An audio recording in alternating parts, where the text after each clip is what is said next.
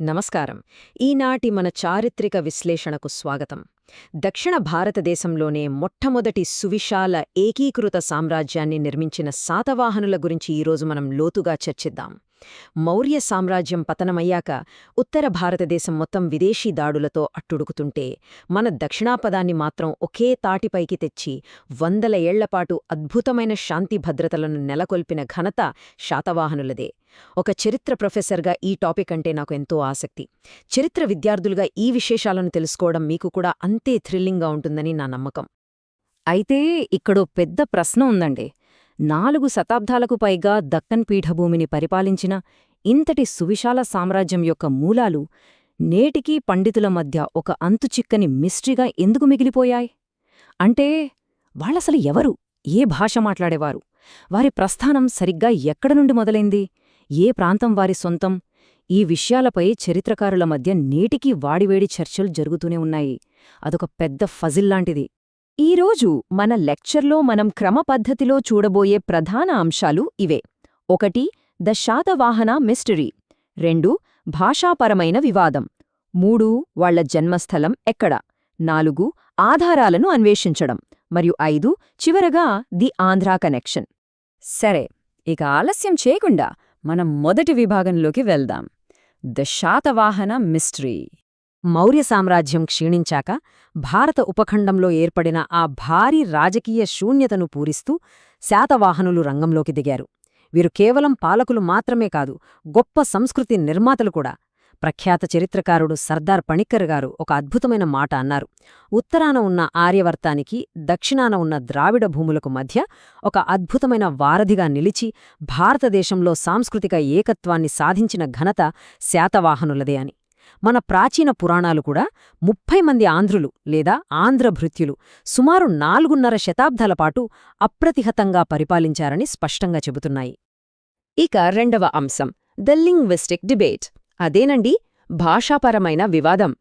వీరి మూలాల గురించి చరిత్రకారులను బాగా కన్ఫ్యూజ్ చేసిన విషయం వారి భాష. సామ్రాజ్య అధికార భాషగా వారు ప్రాకృతం వాడారు, ఎందుకంటే అది మౌర్యుల నుండి వీరికి సంక్రమించిన ఒక రాజకీయ వారసత్వం. కాని వాళ్ల సొంత మాతృభాషేంటో తెలుసా? ప్రాచీన తెలుగు అని పిలువబడే దేశీ భాష. పి.టి. శ్రీనివాసశాస్త్రి లాంటి పండితులు ఈకడే ఒక డౌట్ రైజ్ చేశారు. వీళ్లు తమ శాసనాల్లో అంతా ప్రాకృతం వాడారు కదా, మరి వీళ్ళసలు ఆంధ్రులే కాదేమో అని ఓ సందేహాన్ని లేవనెత్తారు. ఇది చారిత్రక విశ్లేషణలో చాలా ఆసక్తికరమైన మలుపు. కాని ఆ వాదనను పూర్తిగా పటాపంచలు చేసే ఒక అద్భుతమైన ఆధారం మన దగ్గర ఉంది. అవే ఈ ద్విభాషా వెండి నాణేలు. నా దృష్టిలో ఇదొక మాస్టర్ స్ట్రోక్ అండి. ఈ నాణేలకి ఒకవైపు అధికార భాషైన ప్రాకృతముంటే, రెండోవైపు వాళ్ల మాతృభాష అయిన దేశీ అనగా ప్రాచీన తెలుగు అక్షరాలు ఎంతో స్పష్టంగా ముద్రించి ఉన్నాయి. డాక్టర్ డి.సి. సర్కార్ లాంటి ప్రముఖ పండితులు దీన్ని ధృవీకరించారు కూడా. విభిన్న భాషలు మాట్లాడే సువిశాల ప్రజలను పాలించడానికి వారు అధికార భాషను, తమ మాతృభాషను సమన్వయం చేసుకున్న అత్యంత వ్యూహాత్మక విధానమిది. మూడవ విభాగం, వేర్ డెడ్ దే ఆరిజినేట్. అసలు వీరు ఎక్కడ పుట్టారు? ఇదొక మహా దర్యాప్తులాంటిదండి. వివిధ పండితుల సిద్ధాంతాలను గమనిస్తే వి.ఎస్. సుక్తంకర్ గారు మ్యాకధోనీ శాసనం ఆధారంగా వీరు కర్ణాటకకు చెందినవారని వాదిస్తే, వి.వి. మిరాసిగారు హతిగుంఫా మరియు నాసిక్ శాసనాల ఆధారంగా విదర్భవాదాన్ని తెరపైకి తెచ్చారు. ఇక జోగేల్కర్ మరియు అయ్యంగార్ లాంటి వాళ్లు మహారాష్ట్రవాదాన్ని సమర్థించారు. చివరగా ఆచార్య గొర్తి వెంకటరావు గారు పురాణాలు, తొలి నాణేల ఆధారంగా బలమైన ఆంధ్రవాదాన్ని వినిపించారు. ప్రతి ఒక్క సిద్ధాంతానికి ఏదో ఒక శాసనమో, నాణేమో ఆధారంగా చూపించే ప్రయత్నం జరిగింది. అయితే ఈ వాదనలన్నింటినీ నిశితంగా పరిశీలించిన ప్రముఖ చరిత్రకారుడు డాక్టర్ కె. గోపాలాచారి గారు సుక్తంకర్ వాదన గురించి ఒక బ్రహ్మాండమైన కామెంట్ చేశారు. అదేంటంటే, ఇదొక గాలివాదం, అంటే ఏ షాట్ ఇన్ ద ఎయిర్ అని కొట్టిపారేశారు. మిగతా ప్రాంతాల వాదనల్లో తర్కం ఎలా లోపించిందో, ఆ డొల్లత ఏమిటో ఇప్పుడు నేను మీకు ఒక్కొక్కటిగా వివరిస్తాను. ముందుగా కర్ణాటక సిద్ధాంతం సంగతి చూద్దాం. ఈ వాదన బళ్ళారి దగ్గరి మ్యాకధ్వని శాసనంపై ఆధారపడి ఉంది. అసలు సమస్య ఏంటంటే, ఈ శాసనం వేయించింది 3వ పుల్లోమావి. ఆయనెవరంటే ఆ రాజవంశంలో చిట్ట చివరి రాజు. సామ్రాజ్య స్థాపకుడైన శ్రీముఖుడికి ఈ పులోమావికి ఏకంగా 400 ఏళ్ల గ్యాప్ ఉందండి. ఒక సామ్రాజ్యం పతనావస్థలో ఉన్నప్పుడు ఆఖరి రాజు వేయించిన శాసనాన్ని పట్టుకుని 400 క్రితం వాళ్ల సామ్రాజ్యం ఎక్కడ పుట్టిందో మనం ఎలా నిర్ణయించగలం? ఏమాత్రం లాజిక్ లేదు కదా. ఇక రెండవది విదర్భవాదం. ఖారవేలుణ్ణి హతిగుంఫా శాసనం, గౌతమీపుత్రుణ్ణి నాసిక్ శాసనాల ఆధారంగా మిరాసీగారు ఈ వాదన చేశారు. కాని ఇక్కడ 2 పెద్ద లొసుగులున్నాయి. మొదటిది, ఆ శాసనంలో ఉన్న కన్నబెన్నా నది మన కృష్ణానదియే, కాని విదర్భ దగ్గరి కన్హాస్ నది కాదని స్పష్టమైన ఆధారాలున్నాయి. రెండవది, మరింత ఆసక్తికరమైన పాయింట్. నాసిక్ శాసనం విదర్భను గౌతమిపుత్ర శాతకర్ణి కొత్తగా జయించిన రాజ్యాల జాబితాలో చూపిస్తోంది. కొంచెం ఆలోచించండి. ఏ రాజైనా తన సొంత జన్మభూమిని తాను కొత్తగా ఆక్రమించిన జయించిన ప్రాంతంగా శాసనాల్లో ఎందుకు రాయించుకుంటాడు? ఛాన్సే లేదు కదా. ఆ తర్వాత మహారాష్ట్రవాదం.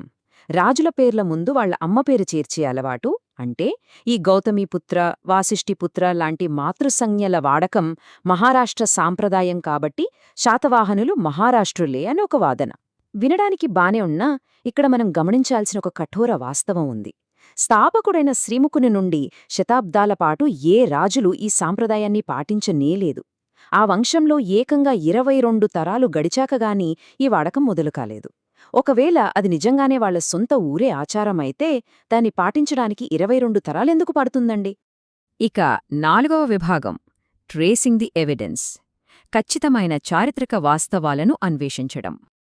ఇప్పుడు మనం వీళ్ల ఖచ్చితమైన టైంలైన్ విశ్లేషిద్దాం. క్రీస్తుపూర్వం 322లో మౌర్య సామ్రాజ్యం అత్యంత బలంగా ఉన్నప్పుడు ఈ ఆంధ్రులు వారికి సామంతులుగా ఉన్నారు. కాని క్రీస్తుపూర్వం 232లో సామ్రాట్ అశోకుడి మరణంతో ఆకస్మికంగా ఒక పెద్ద రాజకీయ శూన్యత వచ్చింది. సరిగ్గా అప్పుడే ఈ వాక్యూమ్ను అనుకూలంగా మల్చుకుని క్రీస్తుపూర్వం 271 నుండి 230 మధ్య విండోలో శాతవాహనులు తమ స్వతంత్ర రాజ్యాన్ని నిర్మించుకున్నారు. క్రీస్తుపూర్వం 230 తర్వాత వాళ్లు తూర్పు తీరం నుండి పశ్చిమం వైపుకు అత్యంత వేగంగా తమ సామ్రాజ్యాన్ని విస్తరించారు. ఇక చివరిగా 5వ అంశం, ద ఆంధ్రా కనెక్షన్. ఆధారాలన్నీ పక్కాగా సూచిస్తున్న తూర్పు మూలాల గురించి మాట్లాడుకుందాం. గౌతమి బాలశ్రీ వేయించిన నాసిక్ శాసనంలోని భౌగోళిక వివరాలు ఒకసారి గమనిద్దాం. అందులో సామ్రాజ్యపు పర్వతాల ప్రస్తావన ఉంది. మహేంద్ర, శటగిరి మరియు సిరిఠాణా పర్వతాలను అందులో పేర్కొన్నారు. భౌగోళికంగా చూస్తే మహేంద్రగిరి మన విశాఖపట్నం జిల్లాలో ఉంది.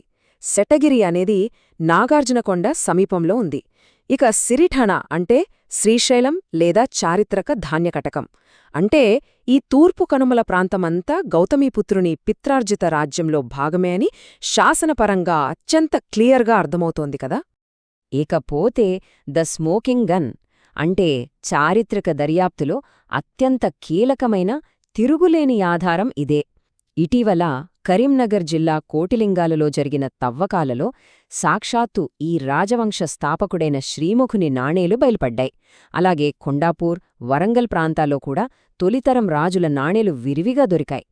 ఏ రాజవంశ చరిత్రలో అయినా ఎక్కడైతే మొట్టమొదటి రాజుల నాణేలు లభిస్తాయో అదే వారి రాజ్యానికి ఆదిమస్థానం.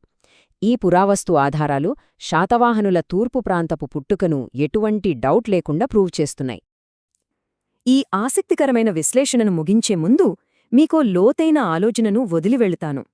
ఈ ప్రాచీన సామ్రాజ్యాలు దక్కన్ పీఠభూమి అంతటా నదుల్లా ప్రవహించి సంస్కృతులను కలుపుకుంటూ విస్తరించినప్పుడు మనం నేటి ఆధునికమైన కఠినమైన రాష్ట్రాల సరిహద్దుల మధ్య ఆ గొప్ప చరిత్రలు ఎందుకు బందీ చేస్తున్నామో? చారిత్రక సత్యాలను కేవలం ఆధునిక భౌగోళిక గీతలతో కొలవలేము కదా. ఈ ప్రాచీన సామ్రాజ్యాల ప్రవాహ స్వభావాన్ని, వారి విశాల దృక్పథాన్ని అర్థం చేసుకున్నప్పుడే మనం చరిత్రను మరింత స్పష్టంగా, సంపూర్ణంగా చూడగలం. ఈనాటి మన చారిత్రక చర్చ మీకెంతో ఆసక్తిని కలిగించిందని ఆశిస్తున్నాను. మళ్ళీ మరో అద్భుతమైన అంశంతో కలుద్దాం. అంతవరకు సెలవు.